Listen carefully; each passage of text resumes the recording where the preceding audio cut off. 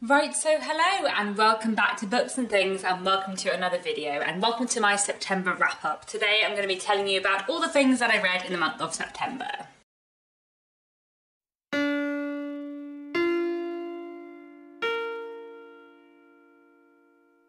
So I read 7 books in the month of September, and some of them were really fantastic. I had some great reads this month. It was a slightly weird reading month for me because I was just really busy with work for the first 10 days, so I didn't really read anything for the first 10 days. And then I was on holiday for a bunch of September, and then I read quite a bit more.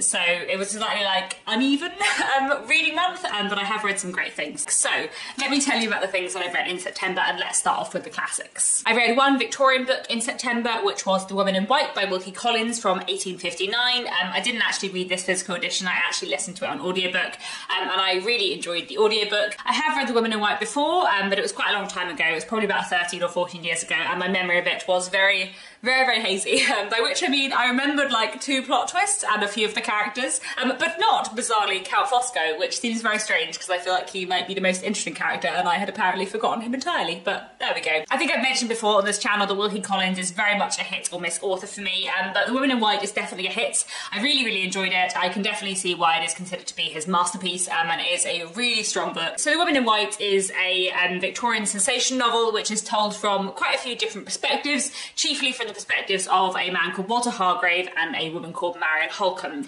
So Walter Hargrave at the beginning of the novel is a drawing master, and he gets a new position at this house where he is teaching 2 young ladies to draw, Miss Holcombe and Miss Fairley. And on the way to his new position, Walter on the road meets a woman dressed all in white who, it emerges very quickly, has escaped from an asylum. And through various circumstances, Walter kind of gets caught up in the mystery of this woman in white, and so do Marian Holcombe and Laura Fairley, the 2 young ladies who he is teaching as well. It's a really great read. Wilkie Collins' writing is fantastic, the pacing is wonderful, the atmosphere and the tension, especially in Marian Holcombe's section that's from her perspective, is fantastic. The tension and the atmosphere is done so well, and I feel like some of the characterization is excellent, and the way that Wilkie Collins looks at his themes, you know, marriage and secrets and class and stuff like that, it's all really interesting. So I really loved The Woman in White. It was such a joy to reread, and it was really nice to rediscover this story that I had kind of forgotten.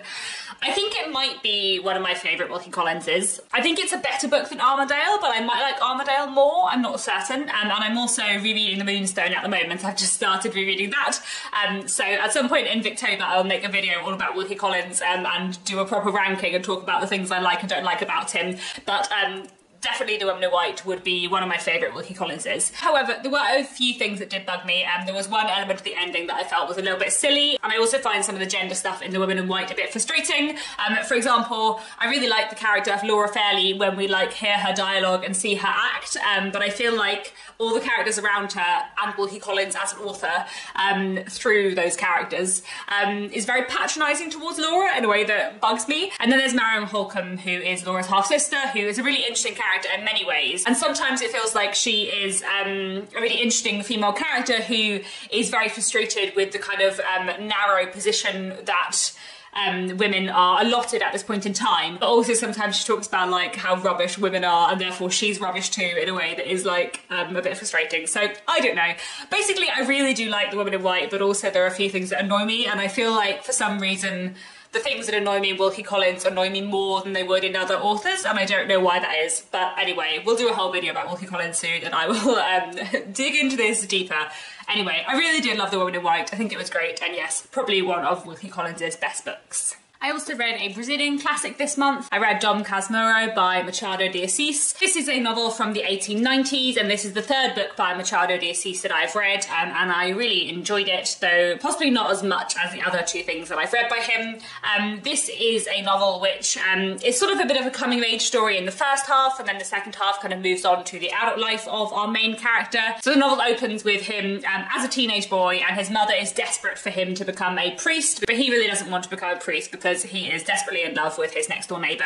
And the first half of the book is kind of about their love story, and the second half of the book goes into some other themes as well. I love the reading experience of this. I just really like Machado de Assis' writing style. I think his writing is so fun and so funny and so wonderful to read. Saying that, I didn't like the second half of the book quite as much as the first half of the book, and I'm not sure that I completely love the ending, or maybe it would be better to say that I don't know what I think about the ending yet. So I didn't enjoy this as much as The Posthumous Memoirs of Brascubass or The Alienist, but I still really like it and I would recommend it, though I would probably recommend starting with The Posthumous Memoirs of Brascubass if you want to get into Machado de Assis. Another classic I read this month was Pied Piper by Neville Shute, and this was fantastic. This was one of my highlights of the month, one of my favourite books of the year so far, one of my favourite classics of the year. This is a novel from 1942. It was published during the Second World War, and it is about the Second World War. It's set in the weeks where the Nazis were invading and taking over France. This novel follows a man called John Howard. He's English,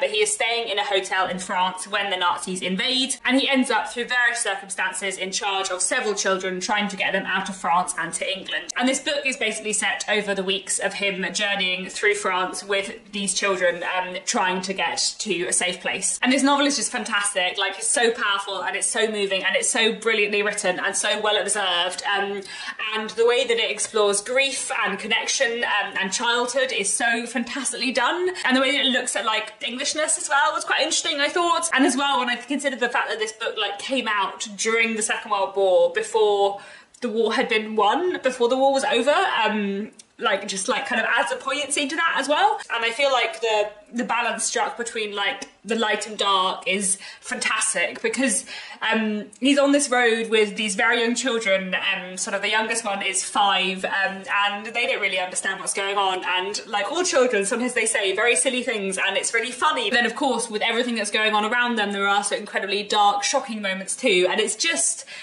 fantastic, and I cannot recommend this enough. I feel like this is the kind of book that like everyone should read. It reminded me a little bit of The Silver Sword, which is a children's classic about the Second World War, and that I loved as a child. I don't remember The Silver Sword very well, but I remember I used to listen to the audiobook of it a lot as a child, and I feel like Pied Piper is the book for adults who loved The Silver Sword when they were a child. I just thought this is absolutely incredible, and I would recommend it to everyone, and I feel like it is not talked about enough. So yes, this was absolutely fantastic.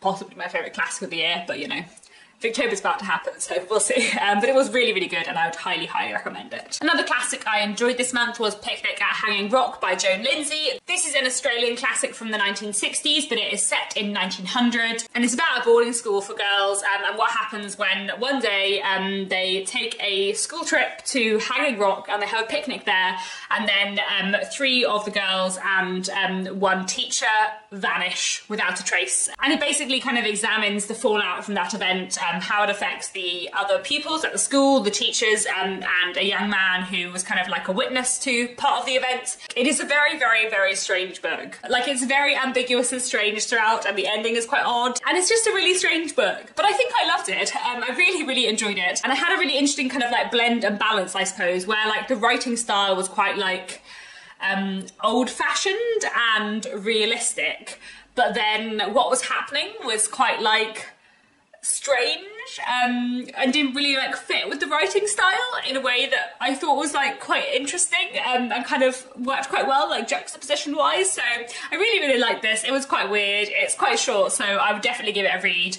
It's a very strange one. I don't think it'll be for everyone, but I really, really enjoyed it and I would recommend it. Another book I read this month was Bailey's Cafe by Gloria Naylor. This is an American book from 1992 and one that I really enjoyed.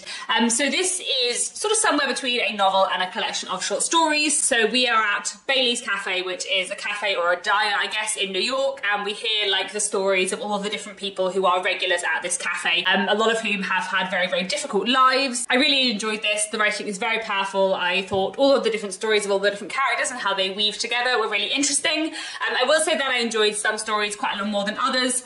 So my favourite was Miss Maple's Blues, which I thought was fantastic and I really, really liked. But some of the other stories I didn't like quite as much. There are 2 things I think it's worth noting going into this book. One is that it is a little bit hard to follow in places because we often move between perspectives without it being signalled that we've moved between perspectives. So there were a few times where I wasn't sure whose head we were in and it took me a while. And the other thing I think it's worth knowing is that there are some like very shocking moments in this book, and there are some really like dark, horrible things discussed. A lot of the people who come into this cafe have like very, very traumatic pasts, and that's discussed in quite a lot of detail. So I think that's just worth being aware before you go into it. I do think it is a really, really fantastic book. It was really, really moving and really powerful. I really enjoyed this. I'm definitely keen to read more by Gloria Naylor in the future. Moving on to some contemporary fiction, this month I read The Bangalore Detectives Club by Harini Nagendra. This is a new release and a historical crime novel, sort of more on the cozy end of crime, I would say, though it does have some darker themes running through it too. This is set in 1920s India and follows a young, newly married woman and what happens when she ends up investigating a murder that happens nearby. The novel is centred around the murder case, but it also looks at quite a lot of like social themes of this point in history, including kind of the position of women and gender roles and kind of the political situation with the British in India at this time. I enjoyed this novel, especially how the kind of main plot interacted with the history and kind of social issues of the time. I will say that I did guess the solution to the murder pretty early on, and I didn't really find the motive like super convincing, so I didn't love the ending, but I did still enjoy the book as a whole. I think, to be honest, basically I enjoyed the historical fiction elements more than the crime story, and that's probably because I'm primarily a historical fiction reader more than a crime reader, so I think that's entirely on me, but I did still enjoy it. And I think if you're a bit more into crime fiction than me, but also like the historical stuff, then this might be worth a read. Finally, let's talk about my favourite book of the month, which was Piranesi by Susanna Clarke, and my goodness did I love this book so much. It was wonderful and glorious, and I feel like I've been thinking about it forever. I love Susanna Clarke, and she is the best, and this book is amazing. So I absolutely loved Jonathan Strange and Mr. Norrell by Susanna Clarke and her short story collection, The Ladies of Grace Adieu. So I had very high hopes for Piranesi and I was not disappointed. Piranesi is a strange, wonderful, glorious book and I love it so much. Piranesi is narrated from the perspective of a man who is called Piranesi by the one other person that he knows, but he doesn't think it's his name. And this man, who may or may not be called Piranesi, lives in the house. The house is a big, grand, sprawling series of halls and rooms, and it's over several stories. And in the bottom story, all the rooms are full of water, and it's sort of like the sea, and in the top stories, there's clouds. And so it's sort of like a weird world in a house. He lives in the house, he never leaves the house. The house is the world, and there is only one other person in the world, and that is a man who he calls the other, who he meets sometimes in the halls, and they talk about things. But then one day, someone else turns up in the halls, and everything goes on from there. It sounds so weird, and it kind of is so weird, but it's also not. It's really interesting because I feel like I've heard so many people talk about Piranesi, and I feel like I've heard a lot of people say that it's a really strange, ambiguous book, and it sort of is, but it also sort of isn't. It's very hard to explain the premise of Piranesi, but like I was kind of expecting it to be all ambiguous throughout the whole novel, whereas actually I found the ending like hugely satisfying, and I just love this so much in so many ways. I feel like I can't talk about all the things I loved about it without spoiling it, but it was just fantastic. The writing is beautiful and immaculate. The characterization is fantastic. The plotting and the way things like slowly unfold is just fantastic.